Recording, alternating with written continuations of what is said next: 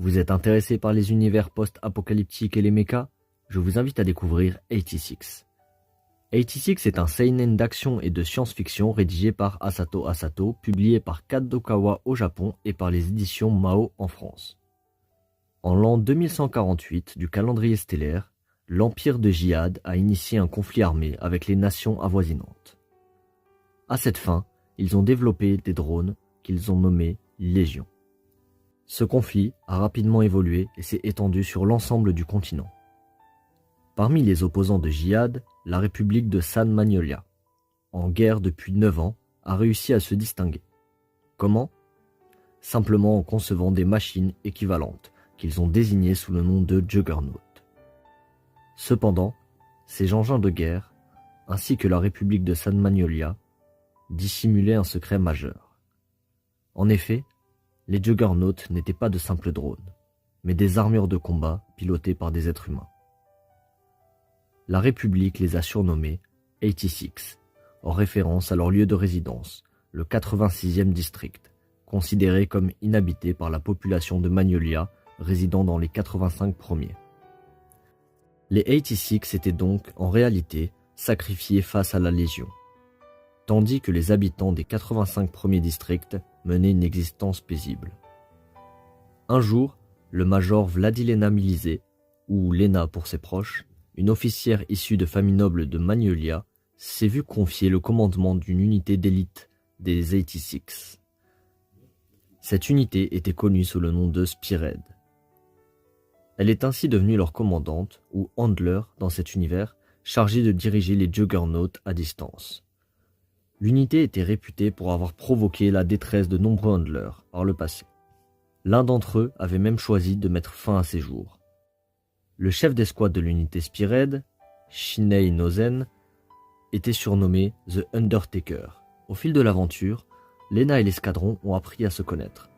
L'escadron a réalisé que tous les habitants de Magnolia n'étaient pas corrompus. Quant à la commandante, elle s'est rapidement attachée à l'ensemble de l'unité Spearhead. Néanmoins, un sombre secret les attendait. En effet, cette guerre n'était pas ce qu'elle semblait être. Bien, maintenant que je vous ai mis dans l'ambiance, on va discuter un peu de cet animé. Je vais commencer par vous donner mon avis sur celui-ci, et ensuite nous partirons dans une partie spoil. On va un peu approfondir le sujet, et donc pour ceux qui n'ont pas vu l'animé, je vous conseille de partir. Pour les autres, bon visionnage. Alors pour le coup, j'ai beaucoup aimé le concept au début.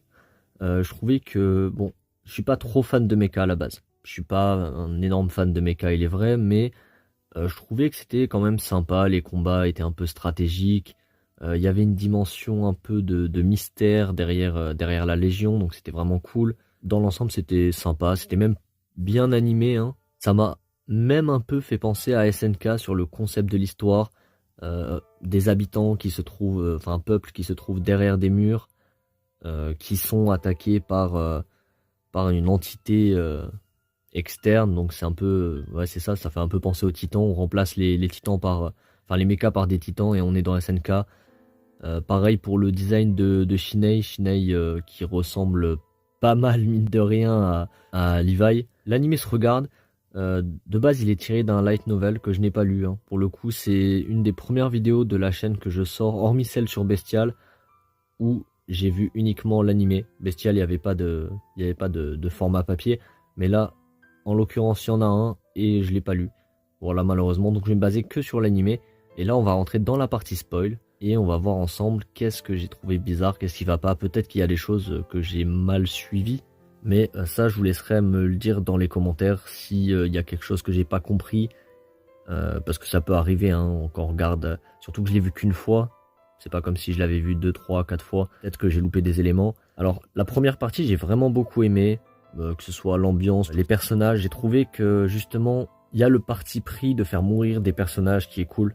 C'est quelque chose qui est propre au seinen. C'est rare dans les shonen qu'on voit des personnages décédés. Si on prend One Piece, on doit pas compter énormément de décès. Il y a Ace que j'ai en tête. Les autres, je les ai pas du tout.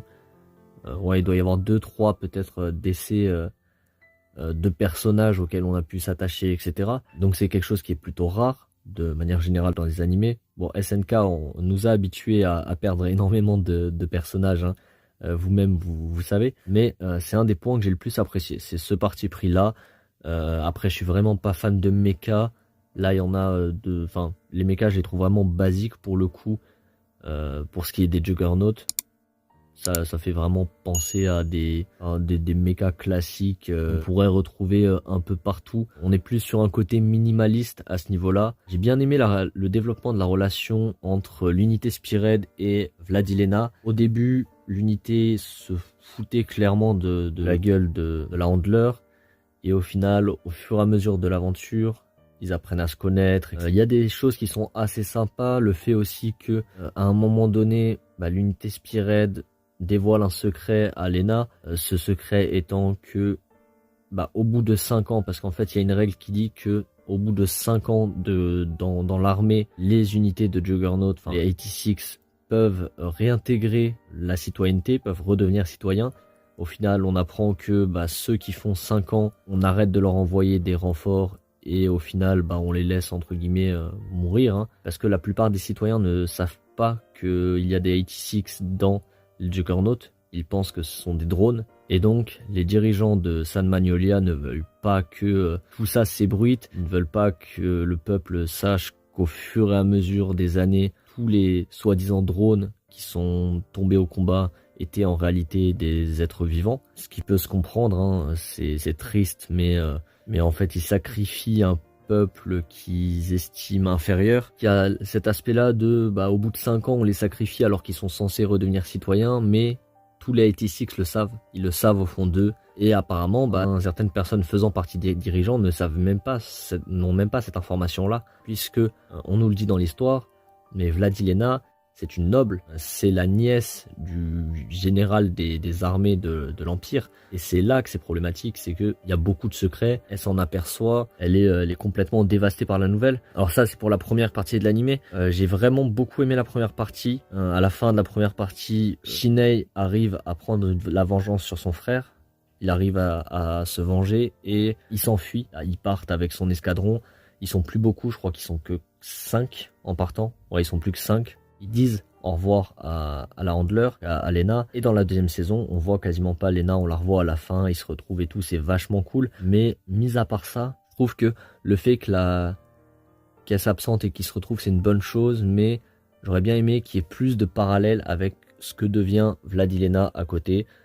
Parce que c'est vrai que sur cette deuxième partie de saison, on suit vraiment beaucoup l'escadron Spearhead, d'ailleurs s'allie avec une nouvelle république, un nouvel empire, donc c'est intéressant, mais j'aurais bien aimé avoir le parallèle. On voit 2-3 passages de ce qu'elle fait, etc., mais c'est quand même assez rare. Il y a tout le mystère aussi autour de la Légion, qui est pas vraiment expliqué à la fin de l'animé. Après, pour le coup, je pense que c'est normal. Il me semble qu'il devrait y avoir une autre saison qui va sortir, donc peut-être qu'on aura l'explication. Mais pour la faire courte, tous les mechas, toute la Légion, c'est des fantômes. Il les qualifie de fantômes. Donc la particularité de Undertaker, c'est que lui, il entend les voix, et c'est pour ça d'ailleurs qu'il repère la Légion avant les radars. Et du coup, il est prêt à attaquer avant d'être prévenu par Vladilena. Il y a cet aspect-là qui est intéressant. Apparemment, la Légion, c'est des 86 tombés au combat, ou du moins des êtres vivants tombés au combat. C'est d'ailleurs pour ça que Undertaker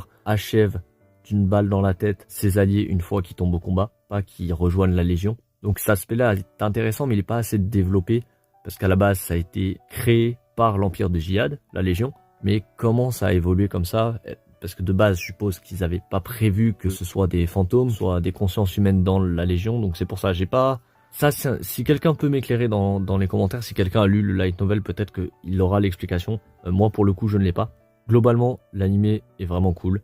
Mais c'est vrai que la deuxième partie, je décrochais un peu plus parce que je trouvais que beaucoup d'épisodes qui étaient lents, le rythme était lent. Sur la deuxième partie, le rythme était très lent. Là où sur la première, justement, je trouve qu'on nous a pas assez introduit certaines notions. Sur la deuxième, j'ai trouvé que, bon, au bout d'un moment, c'est bien, mais il faudrait que ça évolue, quoi. On ait des explications sur certaines choses qu'on n'a pas eues. Pour mon avis global, l'anime est bien, c'est un bon divertissement, si vous voulez le regarder, foncez. Mais j'ai connu mieux, j'ai présenté mieux sur cette chaîne également. Et si vous avez des informations, franchement, je prends toutes les informations que vous avez pour essayer de comprendre, parce que c'est vrai que c'est un petit côté frustrant de pas avoir de suite au final.